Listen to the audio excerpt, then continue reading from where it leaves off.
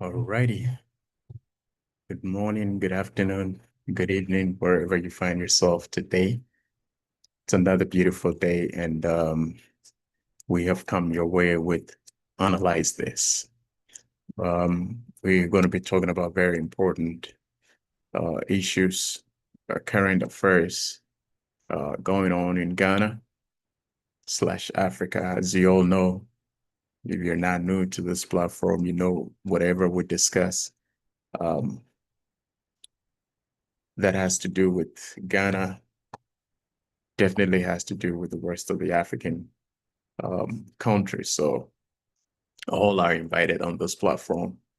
You can share your opinion, ask your questions. Um, we are open for dissenting opinions. We don't fight on this platform. We don't insult. We believe that when we judge or when we discuss, we would then be able to come to an amicable solution where you learn, I learn. So it's a win-win situation here. It's not a win-lose situation on this platform. It's a win-win situation on this platform. Um,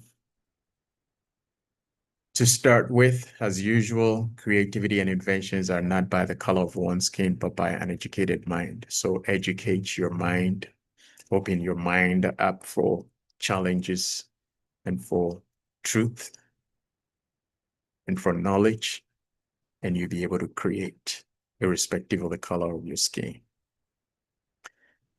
With that being said, once again, you're welcome to analyze this. Prof is on the line, so we'll give him the opportunity to introduce himself and then we'll kick the ball rolling. Yeah, good afternoon, good morning, depending on your timeline. Yeah, this is Analyze This, where we come together and we judge on important issues affecting uh, people of African descent in the diaspora. I hope you come and enjoy our take on issues. Thank you. You're welcome, sir. Alrighty. First on the list is a trend, a very worrying trend lately going on in Ghana. I try to do some research, a little research on this particular issue, which had to do with the proliferation of guns in Ghana. But unfortunately, we don't have that much of a database for me to pull my information from. Um, I stand to be corrected. Probably the police department might have a database which is not open to the public, which is not accessible. So I have not gone through that channel yet, but I was trying to do my research online. Spoke to a few people, and it looks like there we don't have a centralized database where anybody can access and pull information as to the licensing of guns and how many guns have been licensed within a particular year and all this stuff. But it's becoming a very I am getting really worried about the trend of shootings going on. It's been going on for some time. Um, I know some people might be looking for an opportunity to politicize what I'm going to say. I'm not going to say it just started. It's been going on for some time. I know why I said that. Those who understand what I mean by I'm not saying it just started. And it's very worrying. And I believe that security personnel's um, and the whole nation should take this issue seriously. We let me even start from this point where we have some of our traditional display, especially when we have our kings sit in public and during derbers, festivals, some special traditional occasions where and funerals where we um, display guns. Some of, especially the traditional ones, happens to be the old fashioned guns with a gunpowder. Um, and yes, it is a lethal weapon. I don't know how you look at it. It is a lethal weapon because that kind of gun has the capacity to kill. It can take somebody's life. We saw it happening, I believe, in Teshi or Nungwa, one of those places where Queen Mother was shot in the foot and she bled to death. By the time they were able to rush her to the hospital, um, she died. We've had incident where Kofi Adoma uh, was shot in the face, and we saw how fatal that was. Um, we we we all witnessed the pain and the agony he went through until he finally had his surgery to recover his eyesight. I'm not even sure of his state of sight now, whether he has 100% or a certain percentage of eyesight. And we've also had incidents where most of these traditional display of gunshots have resulted in either death or injury. But what one thing worrying is if it's out there and I have not come across it, somebody can correct me, but I haven't seen any document from the police department trying to define some of these activities, how these things can be organized.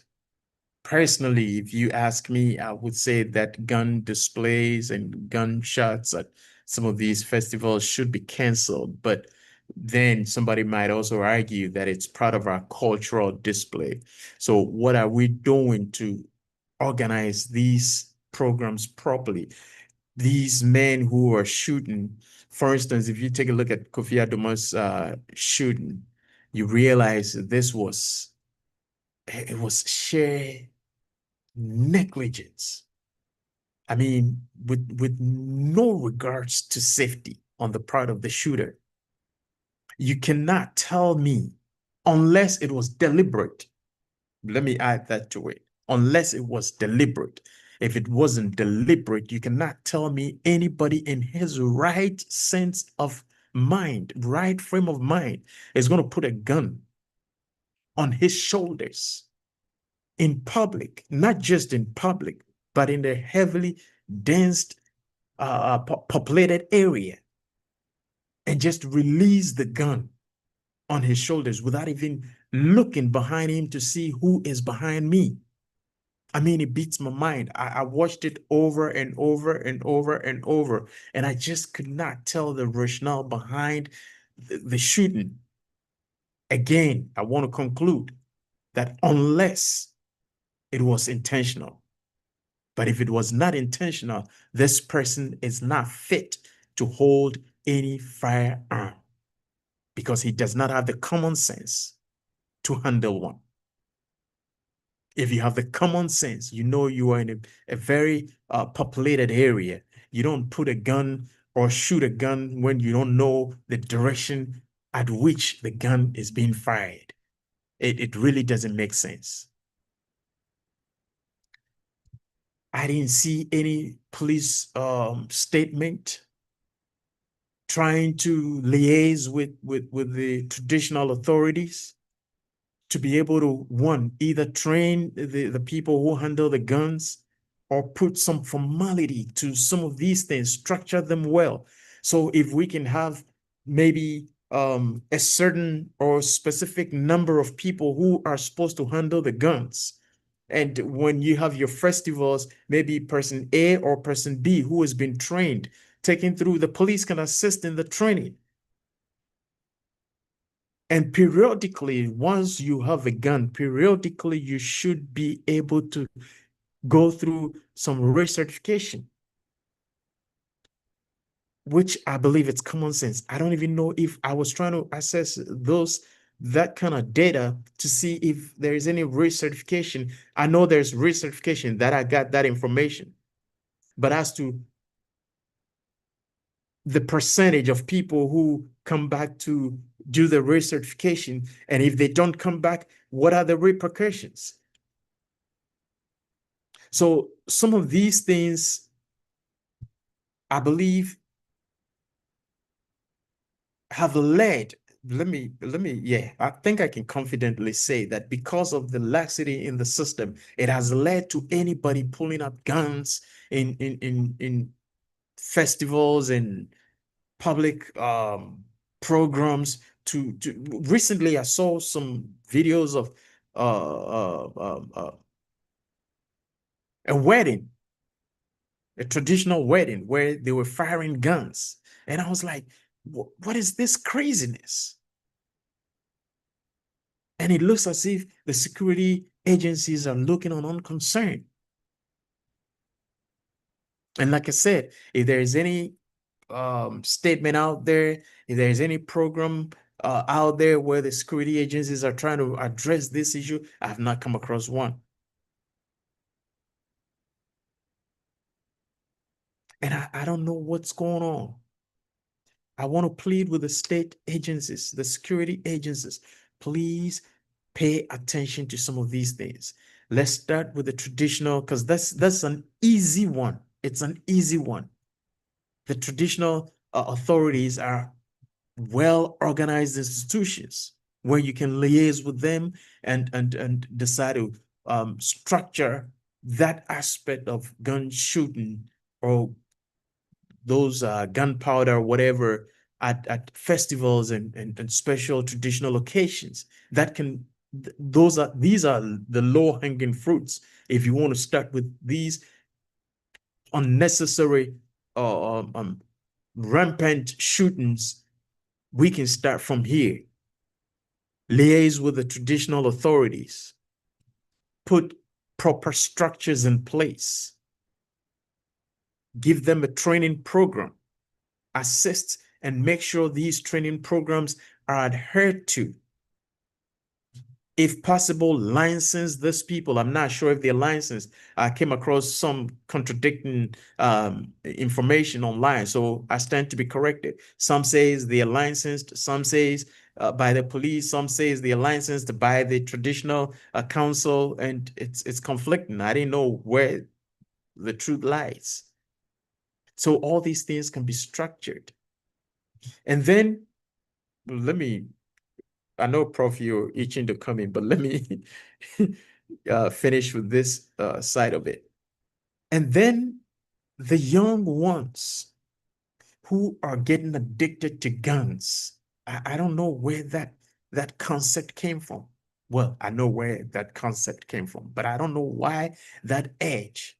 You see, when you watch all that craziness and all that nonsense on social media, and you think it's a beautiful lifestyle to be wielding guns and brandishing guns and holding guns, it really does not make sense. Recently, somebody who did not intentionally shot somebody in was it in the Volta region somewhere? I think the guy is a social media influencer who went to a program with a girlfriend and took the gun out of his car and decided to either put in a bullet or get a bullet out of it. Some say he was putting the bullet in. Some says he was trying to take the bullet out, and the bullet was stuck in the.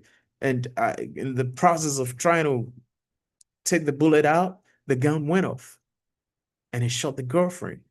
Incidentally, the girl died.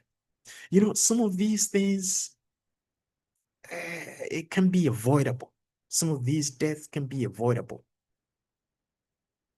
So do we even know the crime areas where we would send police officers to be stationed at certain random places?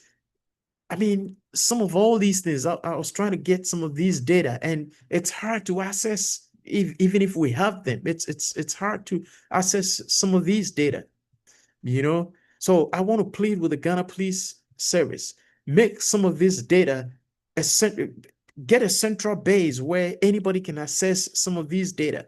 And if you need help, the public can help. There are some institutions and organizations who can help, you know? So I don't know. There has to be a crackdown on these things. Some of these unnecessary brandishing of guns at funerals, and not even the traditional um, um, um, um, programs, but even private funerals, people are wielding guns and firing guns, which really does not make sense. And the police look on unconcerned. It beats my imagination. I'm going to end here, and then the second part of it, which has to do with crime, I'll come in later with that. But Prof, your take on that? Yeah, we usually conflate traditional musketry with what is going on nowadays. Like you said earlier on, the traditional guns that are supposedly used in such festivals are the gunpowder with water and some other kinds of ammunition that takes some time for it to even to be filled, to be fired, go and refill, come back and refire. But nowadays, it's either they are not no longer available. It's been hundreds of years when muskets were being used, and they were only now in modern times. It only came out when the chief or the king is dead, or and they are going to bury him, or there is a festival, stuff like that. The incident you were alluding to took place in Mampong when the Mampong died, and Okay. this guy went with the girlfriend and incidentally shot the girlfriend to death. Um, I will always say this: in the absence of repercussions, consequences, why should people change? What is the incentive for the people to change? We are a society that is very good at reaction, but prevention, it seems it eludes us. I just pulled up the police command in Accra complaining about this same problem going on because a student was killed. A student called Fatima in Bimbila Senior High School was killed by a stray bullet on July the 6th. When this influential media guy got shot in the eye, if you've been paying attention, it seems the case has died a natural death. I've not heard anybody being put before the court. We stand to be corrected. But normally, when such high profile cases come on the scene, gradually they fade. I've not heard anybody has been arrested, put before the court, even to defend himself and be acquitted that it was just a mistake or whatever it is. And it keeps on happening. This guy that shot the girlfriend during the Mampohini's funeral, I have not heard anything else about it. I know the guy it's been taken to court maybe twice. That's all I know. And certain accomplices have been freed because the court realized they were not part of the incident. But Well, the real guy who was handling the gun is still in police custody yeah, as of the but time I followed. information is very sketchy as to whether the guy had a permit, where he got the gun from, stuff like that. That's what you are talking about too. Yep. One of my friends keeps firearms with him at all times because he has been robbed 3 times on the Tamamoto Way. He religiously renews his license every 31st of December, every year. And he told me the system is very good, flawless, easy to do. But the point is, we don't even advertise such good things that need to be done in our country, so that somebody who have the need to keep a gun can understand that there are legal ways that you go. He says whenever the police stops him, searches him, he gives them their Paperwork. his paperwork. They don't ask too many questions. They even think he works for Security agency. the security agencies, but he's not. He's a private citizen. So the system is there if we actually want to use it. But we are not explaining it to the citizenry. Neither are we punishing people who go behind the scenes and do whatever they like. I lived in Tafo. You go to the magazine and you need a gun, you will get a gun. Manufactured in Swami magazine. You will get a gun if you want that's one. gonna be part of the second version of the crime thing I was Okay. gonna talk. But you can still go there. So what I'm trying to say is that there are legal ways of owning a gun and there are illegal ways of owning a gun, but the security forces are not highlighting the right way to do this, and they are not punishing enough those who have used guns illegally in the past, especially the high profile cases. I don't see it happening. And I'm very glad that you said that liaising with our traditional authorities happens to be one of the easiest things to be done if the government or if the security forces are very interested in doing this. I know we want to keep our traditions intact, but at the same time, there are certain aspects of it that we need to shed. We don't kill people and send them to accompany the overlord when he is dead, but it was tradition. Tradition grows, tradition modernizes itself. Yes, if we really want to continue to use guns in our celebration, whether it is the maskers or the modern guns, like you said, we need to take these people who are in charge of these guns through the proper kind of modern training that they would need to get in order to be able to use them. And we need to also signal that these are the right people who should be using these things. No, it shouldn't be like anybody else go pick up a gun and then go to the celebration and do whatever he wants. That is the part that I don't agree with. And I don't think any right-thinking Ghanaian or African wants to see guns proliferate in our society, whichever way you want to look at it, you know. And even the timing they do the shooting, I don't know if it's they signal people where they stand to do the shooting, making sure they're not people around, too many people or whatever. I mean, I don't know. You probably might have some information on that. I'm talking about to the tell you the truth, traditional. to tell you that the last time I attended anything with musketry, the said Mampoihene was coming to bury the overlord of the Kote de Duyaku chief. And in that regard, I will say they know exactly what they are doing because the chief is right there in front of them. So they give a signal, they all load at the same time, they pump at the same time, and they shoot in the air. And the king was in his palanquin, and they were in the guards were just behind the chief. So if they do anything wrong, it might actually end up hurting the palanquin bearers or the chief himself. in that regard, my latest, which is about 4 years ago, that's what I saw.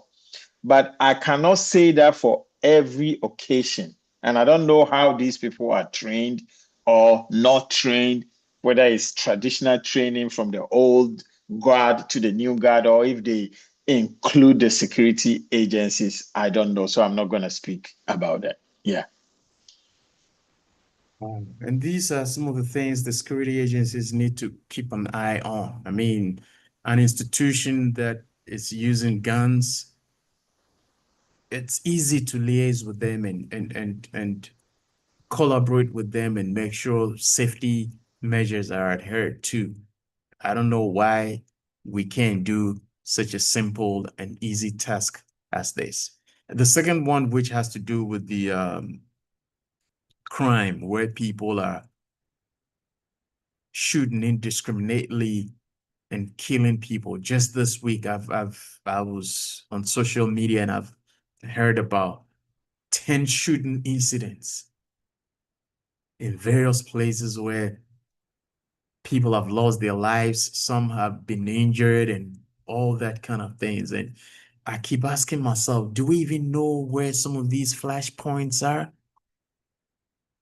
And how quick do we have police response to some of these shooting incidents? I quite remember recently they started introducing street cameras. I don't know if they have it on most of the major streets, or it's just a few streets in just Accra and probably Kumasi and maybe a few of the major towns, and that's about it. I don't know the deal with the street cameras, because that also would help in one, deterring people, two, helping investigation and tracing some of these criminals, you know. And I don't know where they are with these street camera project. But the other part too you brought in was the local gun manufacturers, which is another easy way to liaise with the police, or it's an easy way for the police to be able to track the guns going into the system by liaising with some of these locally or local gun manufacturers, train them, have a program where they understand that every gun they manufacture for somebody has to be labeled. It has to have a registration where that person would have to register that gun with the police or with the security agencies, and make sure you don't do or manufacture guns for people without any proper records. You know, I think some of these can easily be done. And then the last thing I would say about this is to crack down on those illegal guns in the system. I, I don't want to believe this, but I came across some information where even it is believed that some police officers give out their guns to some of these guys. And it's hard for me to believe, but it's I believe it still could be possible. Give out guns to some of these people, criminals, to go out there and cause mayhem and mischief for the sake of money. You know, so it's something I don't know why people think that carrying guns and wielding guns, it's kind of fun, or it's a lifestyle that seem to be comfortable. Look, we're talking about life and death issues here. It could be you yourself mistakenly taking your own life if you're not properly trained to handle the gun. It could be a loved one, like what happened in Mampon, as you're saying.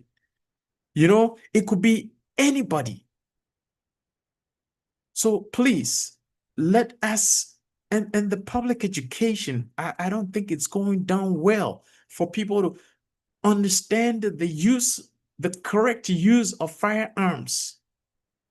You don't play with it. You don't display them to boast or play with it. And the girl who died out of the accidental shooting by the boyfriend, there was a video I saw where she herself was playing with a gun in public. Wielding the gun, playing, laughing, making some gangs signs and what have you. It really does not make sense. If people are mishandling the gun, even if they're properly licensed, they can be revoked. And these are some of the things the police should be paying attention to. And I know they have what they call it. They have a unit that I've forgotten the name, but it's a unit that pays attention to social media postings and videos. The Yeah, they police do. has that unit, you know, Mm-hmm. and it's easy for you. What is the unit for? If you're not taking any action, what is it for? It was not created for fun. I believe it was created for a purpose. So let's fulfill that purpose. When you come across some of these videos, act immediately.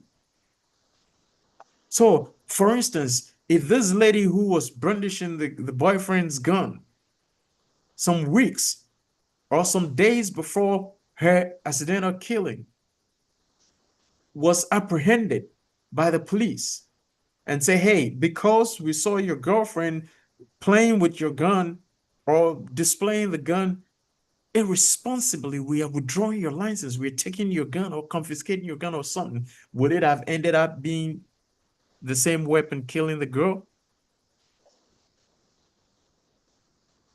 So the police needs to be proactive, and there's so many or too many people wielding guns or who've been licensed or been given access to guns in the system who are not disciplined to handle the guns. And there should be a crackdown. I strongly believe there should be a crackdown on some of these things. And if they crack down on some of these people, they'll be able to solve some of the criminal activities going on in the system. Because it's getting scary and crazy. I was listening to this guy on Gossips 24. Anytime just this week, he came back to back reporting of shooting incidents, which does not make sense. I don't know why the security agencies are not cracking down on some of these things. Recently, I believe just this week, one of the traditional rulers from the north was killed in Kumasi, right? Where Yes. he was sitting in front of his house, Yes. and some armed men pulled up guns on motorbikes, and it's you think about some of these nonsense going on, and you keep asking yourself, what kind of society are we building now? If we don't enforce some of these things, it's going to degenerate into something crazy. So Ghana Police Service, please be up and doing. Be up and doing. Let's enforce some of these rules. Let's pay attention to some of these social media postings. Let's follow up. If possible, confiscate guns from people who are not displaying discipline and any sense of security and safety. Because if you cannot display a sense of safety, you're not qualified to handle a gun. And if they have to recertify, what do they go through to recertify? So please, we want to plead with the Ghana Police Service to pay attention and crack down on some of these things because it's becoming too much. And the high crime areas, they know the police. I know Ghana police is more capable to be able to map out the high crime areas, and they have that data, they have that information. Let's put constant police patrols. Let's strategically position police patrols in some of these areas. You know, I have a friend who lives in I've forgotten the name, but one of these upscale neighborhoods in Accra. And he was telling me they have police patrols in their neighborhood. That's In fine. the upscale neighborhoods. Upscale neighborhood have police patrol. The police presence is heavy. That's fine. But how about the areas where crime is rampant? You know, so please, please, please, this is getting out of hand. It was actually one of the things I wanted us to talk about last week, and it escaped me. This is really getting out of hand. We need the police to act and act immediately now. You know, people brandish guns irresponsibly, revoke their license. Gun is meant for self-defense. It is not meant for you to show how powerful or how strong you are. Guns are meant for self-defense. It's only when your life is at stake that is when you use your gun to defend yourself.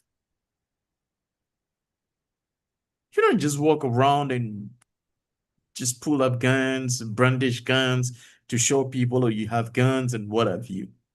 It really does not make sense. So please, some of these, especially the locally manufactured guns, can easily be traced if the police is able to liaise with the local manufacturers and train them, give them, you know, just like they do with the hunting in the US, where they give the hunters tags.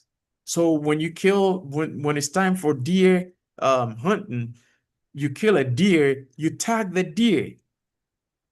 And so they know, if they know there are 10,000 deers in, let's say, Fauquier County this year during the deer hunting season, we want to eliminate about 6,000 of them. And when the time comes, they cap it. So they know the number of deers that have been killed in the system. And they can use the same procedure to make sure that these local manufacturers tag their weapons, give them serial numbers, keep proper documentation. So if the serial number, the gun was manufactured for Mr. A, you keep a documentation with the serial numbers. So it will be easy for the police to trace some of these guns. Please, let's do something about some of these things because it's getting worrying. Too worrying. Just, I believe about 3 days ago, there was this lady who was also traveling to the north, from Kumasi to the north, and in between, some crazy people fired weapons, guns at the car, and 2 people lost their lives, including this lady who was going to the north for nursing training interview or something like that. It really does not make sense. So please, we need the police, the Ghana Police Service, to act and act immediately. Prof. Yeah. I will first want to doff my hat off to the Ghana police in that regard, because I'm privy to just 2 occasions in the Kumasi metropolis where it took the street surveillance cameras to catch the perpetrators. The first one is the policeman who killed the girlfriend in Adum, and the street cameras captured the sequence of events, all of it, which is irrefutable evidence that this guy actually committed the crime. And then there is a traffic light, very popular area in Kumasi on the so I'm a runabout to the airport. Um,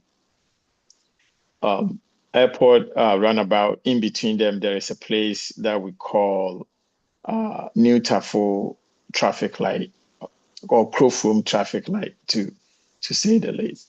These guys went with a gun to a money Momo. What do they call them? Mobile money Mobile money transfer. vendor. Yeah, a vendor. Okay. They took all her money and they actually killed him. Killed her, rather. It was a woman. And they also went to I forgot the name of the place, and also killed some other guy. He took the traffic lights at the various the surveillance cameras at the various traffic lights to track them, and they were apprehended, and that's wonderful. You know, not to sound political, successive governments should continue this particular project of making sure that our cities and our villages have surveillance cameras, especially in the very volatile areas. It is a deterrent, and it also helps in the fight to catch these bad actors. One of the things that you raised that made me smile was the local manufacturers. Nana, to be very honest with you, I'm not 100% sure of what I'm saying, but from the get-go, local manufacturing is always bastardized. So a lot of the people who go to the local manufacturers of guns, they do so nicodemously, because it has never, to the best of my knowledge, been brought into the formal sector. Which is So a means of employment. They can structure it and bring it to the formal sector, and that will be easy for them to trace. I was going to say that the article I'm reading right now says that 54% of all the guns that are recovered from crime scenes have no tax, no nothing, no way of tracing their origin. And it is not just guns manufactured in Ghana. I'm talking about all guns that are recovered from crime scenes. 54%. That should shock anybody who is interested. Those 54% probably, I'm a 99% sure they were locally manufactured, because an important gun has a serial number. No gun, but what I'm trying to claimed. Not that is being claimed. What if that gun was not originally registered in the system? So you're talking about the serial numbers not on the guns or not in the system? Not in the system. Okay. Not in the system. The police have no way of identifying who owned this gun. That's what I'm saying. Okay. It could be true that they don't even have serial numbers, or they have been sewn off like they do here in the United States. But what I'm saying is that the police have no idea where 54% of the guns are coming from. And that should alarm any well-meaning Ghanaian. So that's where to start from in cracking down on some of these unnecessary use of weapons. Yeah. I mean, what we are talking about, like on festive occasions and celebratory release of gunfire, the police can easily liaise with our local authorities, and this can be erased and like I said, some of them are not even traditional festivals, like private funerals. You hear a gunshot as a police officer or whatever, it's easy to go there and accost these people. That one, I am really surprised we are even allowing it in the public space.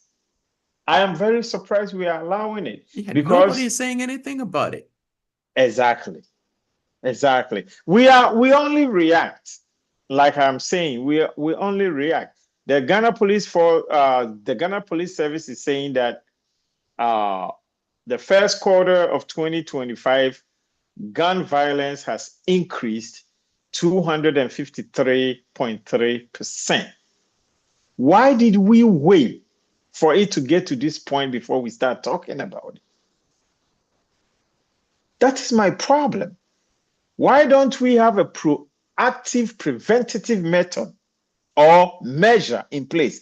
Like the local manufacturers, why don't we streamline them? Why don't we know those that have been trained and are actively producing these guns? Why do we criminalize them from the get-go to the point whereby they also hide and do these things? Why don't we give them licenses? So, like you were saying, give them serial numbers, give them whatever, so they can also give the information to the police. Yeah. Like Mr. Frimpong came here, he wanted a gun. This is what I've given to him. This is the serial number. But from the get-go, what I know is that if you are caught manufacturing guns, you will be jailed. So it is illegal to begin with. But then somebody can come to a different country, buy a gun, bring it to Ghana, register it. Why? So I don't know if we are the only people talking about this thing, but if we put it out there and people start talking about it, maybe the authorities might consider the fact that we need to streamline gun manufacturing in Ghana itself. And then whoever brings any gun into Ghana needs also to understand that registering the gun itself is not a crime. Yeah, but Using it how can they even bring indiscriminately. guns into Ghana without the appropriate authorities knowing or seeing, except the president had to take it through the bush? But if you Well, get on the flight, what have you? I mean, you should be able to declare what you have. that is the normal way, that is the legal way, but you and I know that guns get into various countries illegally.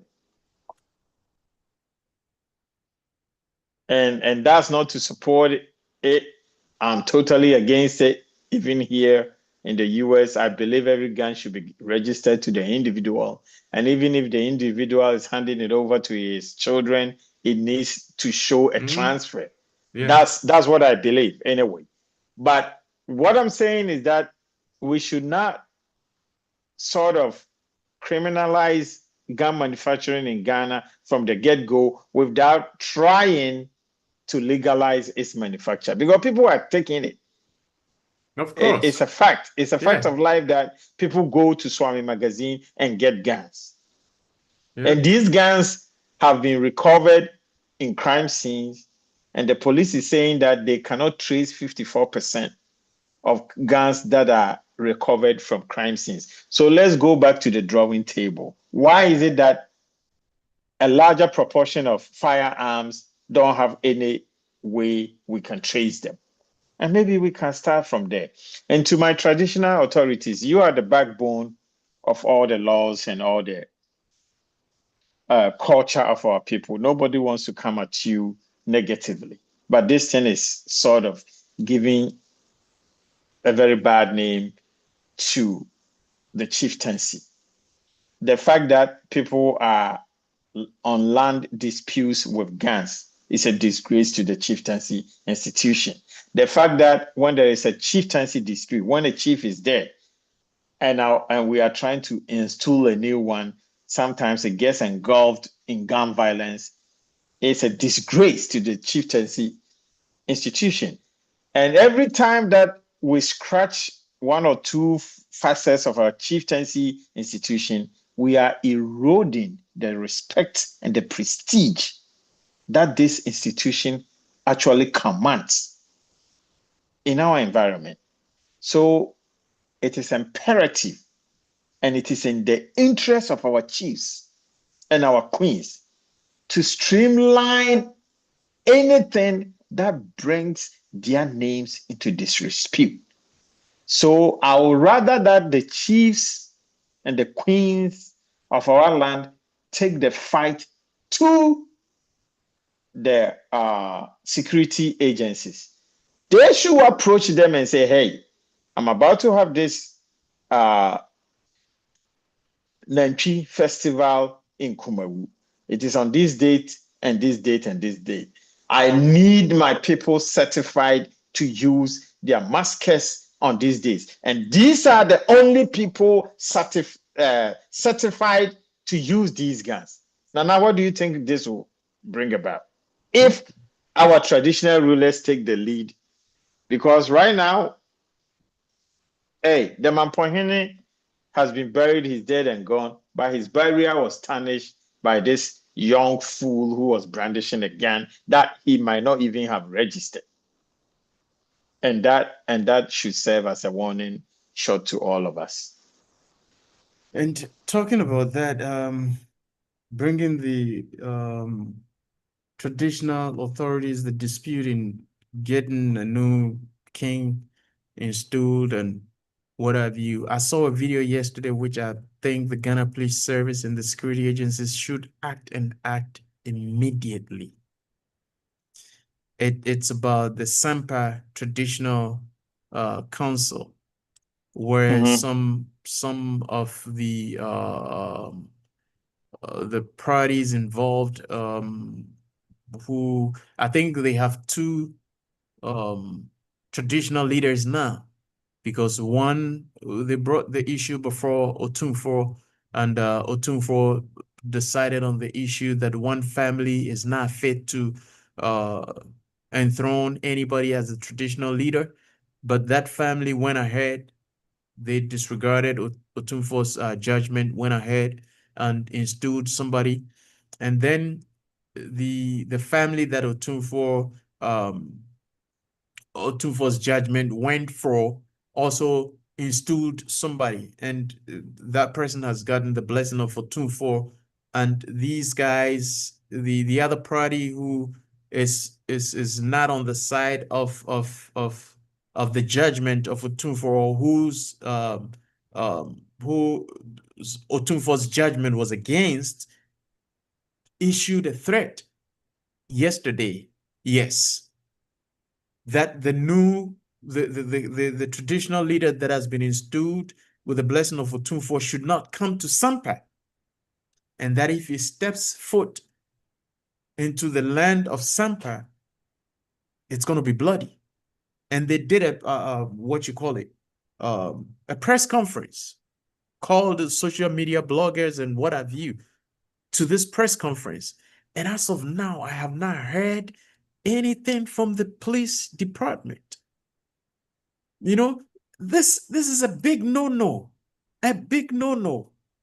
And they are threatening people, calling people to order, claiming they are calling people to order for something to be done. They called on the minister, the regional minister, they called on the chieftaincy, whatever, threatening that if they don't do anything about it within, I believe, next week or something like that, this is what there's going to be mayhem in Sampa. And people are sitting and watching. And as of now, the security authorities, I have not seen any statement from the security authorities. You see, this can easily be avoided, especially when the people came out to do press conferences. You can easily identify these people. It's easy for communication. It's easy for even arrest if you have to. So I really don't get it when some of these things are happening. Unless somebody can convince me that the police department haven't seen the video. If some of us who are thousands of miles away have seen the video, you cannot tell me. And these people did the press conference and even mentioned certain community leaders within their press conferences. They mentioned the regional minister. They mentioned the traditional authorities, the Sampa traditional whatever. You know, they even mentioned the president, claiming to intervene. So please, please, we want to plead with the Ghana Police Service. Do not take some of these things lightly. This is, like I said, these are the low-hanging fruits. If you're talking about bringing law and order, security into your system, these are the low-hanging fruits. This is easy to investigate, or this is easy to accost. You don't have to do any tedious work to find some of these things. And for all you know, these people have prepared weapons, because if somebody is telling you within a certain time frame he's going to unleash mayhem, they probably have weapons. And they were on TV. Yeah. They were on TV. It's on social media. I can forward it to you after the program. I remember when the youth of Mampong decided that some youth decided to go on the street and destroy stuff because the person who was purported to be announced for the DCC was not a northerner, even though the person was NDC. It took the Mampong just a day to call the leadership in order and told them, this is my town. Yeah, I saw the video. You don't do that here. And he squashed the whole beef right there on the spot. The leader came to apologize. Exactly my point. So somebody says that he's the chief of Sampo. The Otumfuo is saying you cannot be chief. We don't want to get into that foray. Chieftaincy issues are chieftaincy issues. But I want to believe that Otumfuo has the power to call these people to order. He has the power to liaise with the Ghana Police Service, especially for the people who made those threats on social media, to be arrested and investigated. As to whether somebody is legitimate or illegitimate, that is our traditional council's job. But for anybody to make threats of mayhem within our society, that falls squarely in the jurisdiction of the security agencies. They should not wait for anybody. They should take these people into custody, investigate them. As to whether they have a right to the throne or not, that's not my issue. My issue is that how can you come and threaten violence in the society that you are trying to lead? You've been talking about leadership, and if you want to threaten violence, you are not a leader. It's as simple as that. The third point you made that I was going to talk about, and we had to bring this in, was the fact that just yesterday in Asamasi, they have killed another man. And the assailants were using AK-47 assault rifles, or assault rifles that looked like and sounded like AK-47. These were not made in Swame magazine. When you said that, it's been said that the security forces give their weapons out to armed robbers and mayhem causers to do evil. These are the stories that belie such sentiments.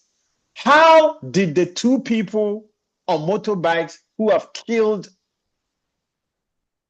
the Kusasi chief in Asawasi and this latest incident yesterday get hold of guns that looks like AK-47 when they are specifically given to the security forces?